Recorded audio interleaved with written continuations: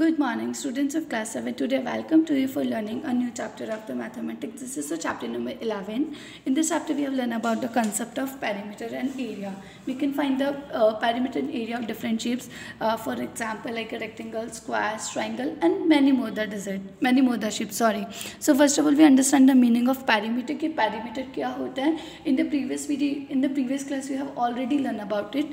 कि perimeter क्या होता है? कि perimeter is the total length और total distance covered along the boundary of a close shape कि आपकी कोई भी क्लोज शेप है, कोई भी क्लोज फिगर है जिसकी जो भी बाउंड्रीज है, बाउंड्रीज मतलब sides. For example this is your look at the given figure कि आपकी एक शेप है जिसकी कितनी साइड्स हैं 1 2 3 4, जिसको मैंने डिनोट किया A B C D name से. कि अगर मैं इन ए बी सी डी का टोटल कर लेती हूँ तो वो क्या कहलाएगा? पेरीमीटर. पेरीमीटर मतलब पी. सो पेरीमीटर हम क्या बोल सकते हैं कि कोई भी आपकी क्लोज फिगर है जिसकी साइड्स का अगर आप सम करते हो तो वो आपका क्या कहलाता है? पेरीमीटर. Okay, boundaries. ओके, इसी तरीके से हमारी कुछ शेप्स हैं. लाइक ये आपका इरेगुलर है. इरेगुलर मतलब एक ऐसी शेप है जिसकी ये साइड थोड़ी छोटी, ये बड़ी, ये थोड़ी बड़ी और ये सबसे ज़्यादा बड़ी लेंथ की लग रही है. तो जब इरेगुलर शेप्स होंगी तो हम इन सब का क्या कर लेंगे? सम कर लेंगे. लेकिन perimeter of squares and rectangle, लेकिन जब हम स्क्वायर्स का या रेक्टेंगल का फाइंड करेंगे तो first of all our shape is the square.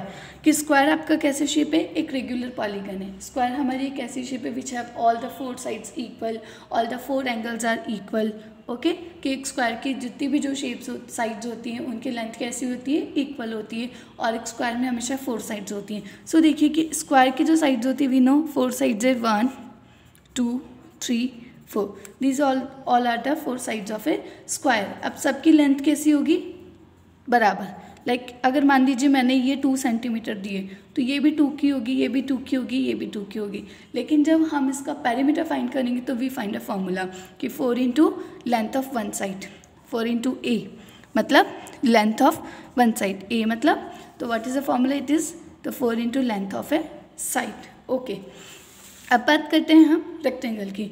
Rectangle एक ऐसी क्लोज फिगर है जिसकी ऑपोजिट साइड्स इक्वल्स होती हैं. लाइक ये साइड और ये साइड इक्वल, ये साइड और ये साइड इक्वल होती है. तो दीज आर इक्वल और दीज आर इक्वल. हमें पता है एक रेक्टेंगल में 2 लेंथ होती है और 2 ब्रेथ होती है. अगर हम इसका जनरली इरेगुलर शेप्स की तरह अगर हम फाइंड करते तो हम क्या करते? सबका सम करते. लेकिन हम यहाँ पे सबका सम नहीं करेंगे. We use a formula for it and we use a formula 2 into L plus B. मतलब इन दोनों को पहले ऐड करेंगे देन 2 से मल्टीप्लाई कर देंगे. 2 क्यों आया है यहाँ पे? क्योंकि एक रेक्टेंगल में 2 लेंथ होती है एंड 2 ब्रेथ गिवन होती है. That why we use the formula 2 into L plus B. So to discuss now we discuss the examples of the perimeter of a square and all, ताकि हम इसे और अच्छे से अंडरस्टैंड कर पाए. Look at the following example. A door frame dimensions 3 meter by 2 meter is fixed on the wall of dimension 10 meter by 10 meter.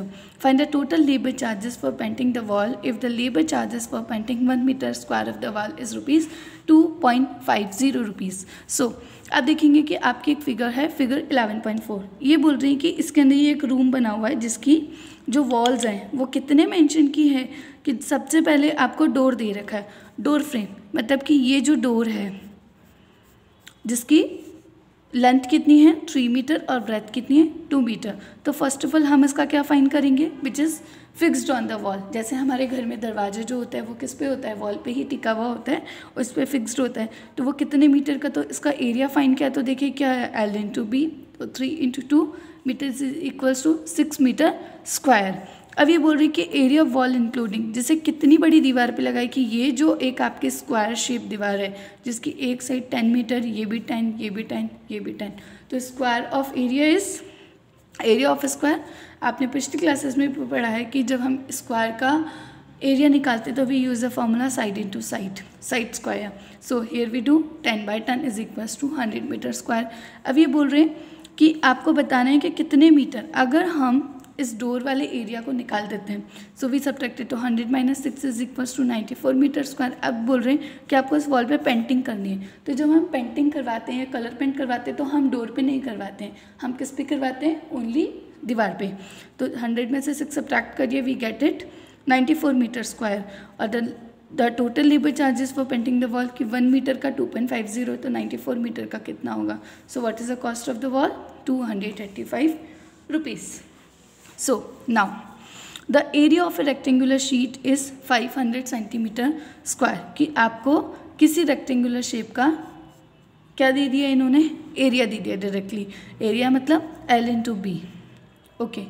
If the length of a sheet is 25 centimetre what is the width?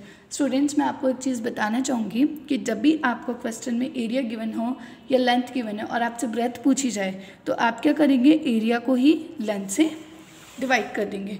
So area of the rectangle is L into B. So width निकालने के लिए area upon L is equal to 20 metre. अब perimeter पूछे तो what is the perimeter of rectangle? 2 into L plus B.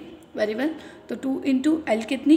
25 and B अभी हमने निकाली है 20.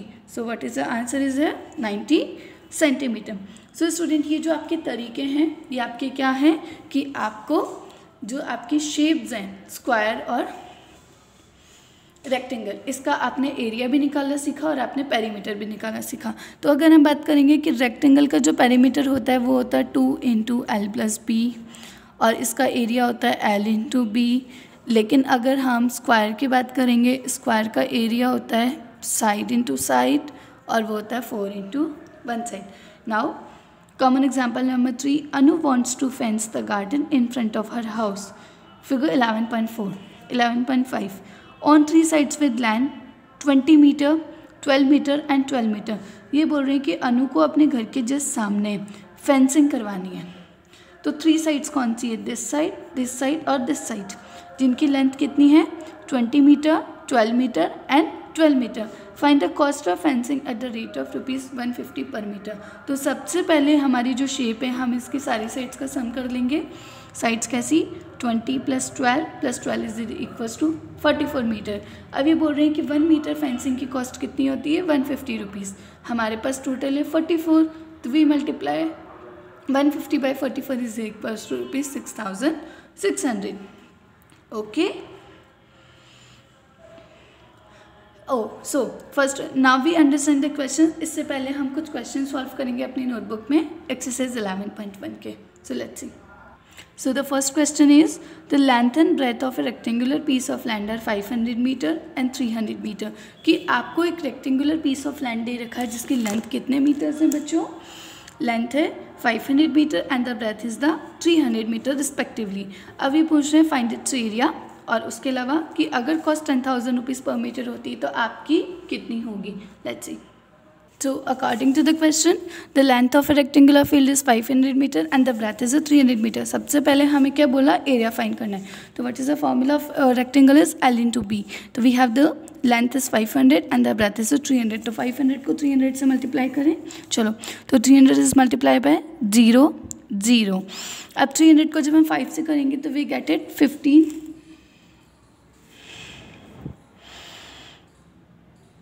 1500.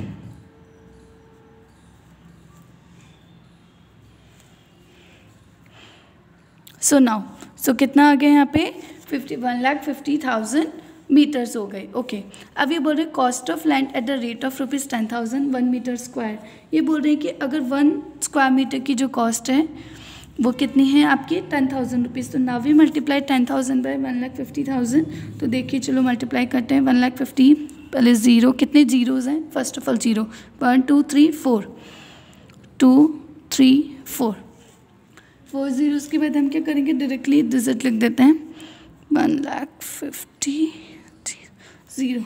सो कितने रुपीज़ हो गए? It's something about it. Now the question number 2. Find the area of a square park whose perimeter is 320 metre. So let's see. आपको एक question में दे रखा है कि आपका कोई स्क्वायर पार्क है. सो लेट्स सी कि आपका 320 मीटर आपका स्क्वायर है जिसका पेरीमीटर मतलब कि अगर स्क्वायर होगा पेरीमीटर क्या होता है? सम ऑफ ऑल द साइड्स. मतलब ये साइड अगर हम इनका सम करते हैं तो कितना आता है? 320 मीटर. तो वन साइड निकालने के लिए हम क्या करेंगे? तो side of the square park is equals to हम पेरीमीटर अपॉन 4 कर देंगे. तो 320 को जब हमने 4 से डिवाइड किया तो what we get here? 4 is 32 and the 0. मतलब स्क्वायर पार्क की जो वन साइड है वो कितने मीटर्स की हुई बच्चों? 80 मीटर स्क्वायर। अब इन्होंने हमसे पूछा area of the square path, तो साइड कितने मीटर की है ये 80, तो now we multiply 80 square equals to 80 into 80, तो 80 को 0 से के 80 0 और 8 8 जा 64, तो 64 metre square is our answer. Now the question number 3, find the breadth of a rectangular plot of land and its area is 440 meter square and the length is 22 meter and find its perimeter। देखिए इसमें आपको क्या बोल रहे हैं कि एक rectangular plot है जिसका एरिया 440 मीटर दे रखी है, लेकिन लेंथ हमें गिवन है।